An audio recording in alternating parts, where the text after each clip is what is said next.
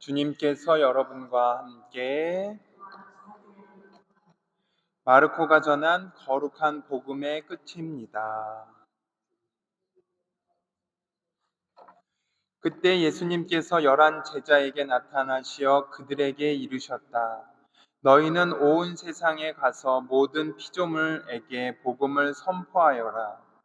믿고 세례를 받는 이는 구원을 받고 믿지 않는 자는 단죄를 받을 것이다. 믿는 이들에게는 이러한 표징들이 따를 것이다. 곧 내 이름으로 마귀들을 쫓아내고 새로운 언어들을 말하며 손으로 뱀을 집어들고 독을 마셔도 아무런 해도 입지 않으며 또 병자들에게 손을 얹으면 병이 나을 것이다. 주 예수님께서는 제자들에게 말씀하신 다음 승천하시어 하느님 오른쪽에 앉으셨다. 제자들은 떠나가서 곳곳에 복음을 선포하였다. 주님께서는 그들과 함께 일하시면서 표징들이 뒤따르게 하시어 그들이 전하는 말씀을 확증해 주셨다. 주님의 말씀입니다.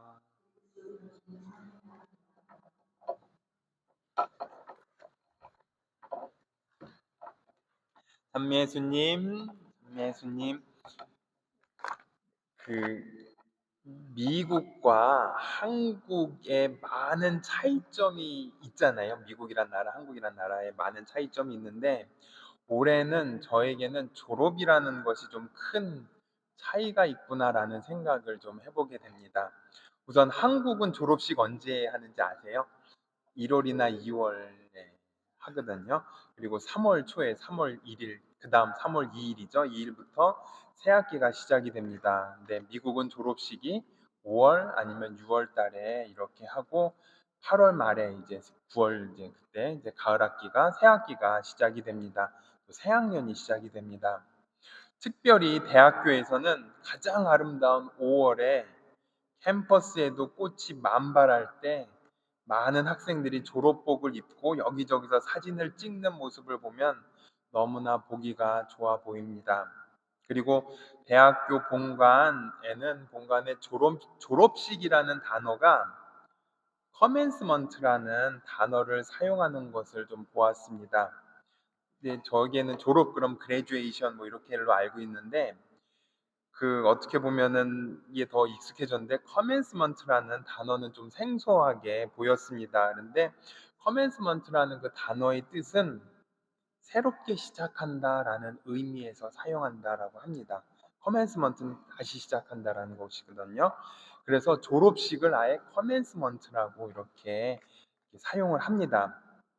졸업식 축사에서 저명한 인사들 역시 졸업 수고했다 이런 얘기보다는 도전, 새로운 인생의 시작이라는 의미로 많은 연설을 하고 있습니다. 열심히 그리고 성실히 공부해서 얻게 된 졸업식의 축하의 의미도 있겠지만 어떻게 보면은 새로운 삶을 향한 도전을 계속해서 끊임없이 하라고 저명한 인사들은 축사를 이렇게 전하고 있는데 어떻게 보면 그 축사를 통해서 우리도 하루하루 살아가는 우리 신앙인들에게도 많은 것을 전달해 주지 않나라는 생각을 해보게 됩니다. 제가 이렇게 오늘 말씀드린 이유는 오늘이 주님 승천 대축일이기 때문입니다. 물론 미국에서는 목요일날 했지만은 우리 한국교회에서는 주일날 주님 승천 대축일 미사로 봉헌합니다. 근데 재미난 사실은요. 제1독서 사도행전과 복음, 마르코 복음인데 사도행전 제1독서는 사도행전의 맨 처음 부분을 읽게 됩니다. 그리고 마르코 복음은 맨 마지막 부분을 읽게 됩니다. 그래서 제1독서도 사도행전의 시작입니다라는 말씀으로 사도행전을 시작합니다. 이제 사도들은 승천하신 예수님을 바라보면서 새로운 삶을 준비하게 됩니다. 그래서 갑자기 흰 옷을 입은 두 사람이 이렇게 말합니다. 갈릴레아 사람들아, 왜 하늘을 쳐다보며 서 있느냐? 너희를 떠나 승천하신 예수님께서는 너희가 보는 앞에서 하늘로 올라가신 모습 그대로 다시 오실 것이다 라고 말하고 있습니다. 즉, 제자들에게 이제 그만 하늘 쳐다보고 예수님이 다시 오시는 날까지 복음 말씀을 선포하라고 이렇게 전하고 있습니다. 그리고 오늘 복음 말씀은 마르코가 전한 거룩한 복음입니다 라고 하지 않고 마르코가 전한 거룩한 복음의 끝입니다 라고 전하고 있습니다. 오늘 복음은 마르코 복음서의 끝 부분을 읽은 것입니다. 올해가 나이니까 마르코 복음이고요. 가해였을 때는 마테오 복음, 다해였을 때는 루카 복음의 끝 부분을 항상 읽게 됩니다. 이제 예수님께서는 하늘로 승천하시고 이제 성령께서 우리 곁에 내려오십니다. 독서와 복음, 맨 처음과 맨 마지막을 우리는 오늘 묵상하게 됩니다. 그런데 신비로운 사실은 그 사도행전의 처음 부분 그리고 복음의 마지막 부분이 항상 연결되어 있다라는 것입니다. 끝이 아니라 새로운 시작이었고 그리고 그 새로운 시작은 항상 끝을 향해 달려나가고 있었다는 것입니다. 이러한 독서와 복음의 말씀을 묵상하면서 저는 다시금 또 계절의 신비도 묵상하게 됩니다. 계절의 여왕인 5월, 화려하게 꽃이 피면서 이 세상을 아름답게 수놓고 있습니다. 하지만 반드시 꽃이 떨어져야만 새로운 잎이 나오고 이제 한여름의 햇빛을 맞이할 준비를 해야 하는 것입니다.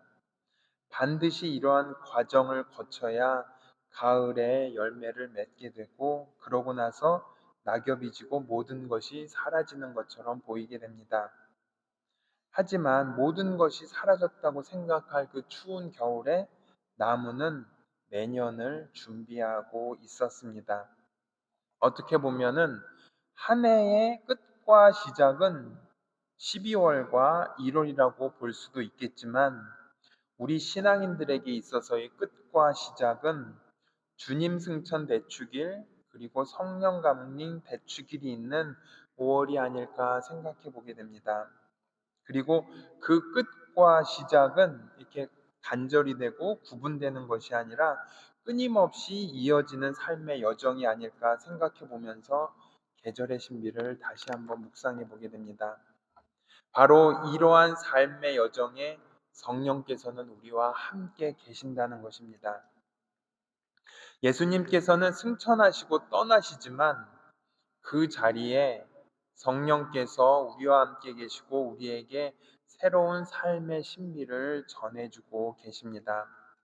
이 삶의 신비는 우리 신앙인들에게는 매 순간순간이 신앙의 신비가 되는 것이며 끝나는 여정 속에서 다시금 또 새롭게 무언가를 시작하는 여정을 준비해야 하는 것입니다. 즉, 졸업식을 새로운 시작이라는 의미에서 커맨스먼트라고 하였듯이 이제 우리도 예수님의 부활과 승천을 통해서 사순 시기와 부활 시기가 마무리된다는 것에만 정신을 두는 것이 아니라 이제 앞으로 성령과 함께 예수님의 복음 말씀을 이렇게 담대하게 전할 수 있는 새로운 신앙인이 되어야 되겠다라고 다짐도 해야 하겠습니다. 그래서 사도행전의 시작과 마르코 복음의 끝은 우리를 좀 더 깊은 묵상으로 안내하고 있는 것 같습니다.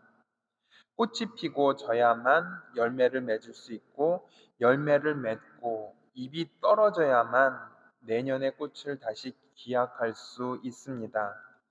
졸업이 끝이 아니라 새로운 시작이라고 전하는 것처럼 우리의 신앙생활도 예수님의 승천에서 끝나는 것이 아니라 성령의 강림으로 새로운 삶이 새롭게 시작되어야 한다는 사실을 잊지 말아야 하겠습니다. 이처럼 하느님께서는 계속해서 우리에게 많은 징표를 통해서 과거에 얽매이지 말라고 말씀하고 계십니다. 그리고 새롭게 다가올 세상에 희망을 가지는 용기 있는 신앙인이 되라고 이야기를 하고 계십니다. 예수님의 승천은 끝남이 아니라 새로운 성령의 역사하심의 시작임을 받아들일 줄 아는 용기 있는 신앙인이 되었으면 좋겠습니다.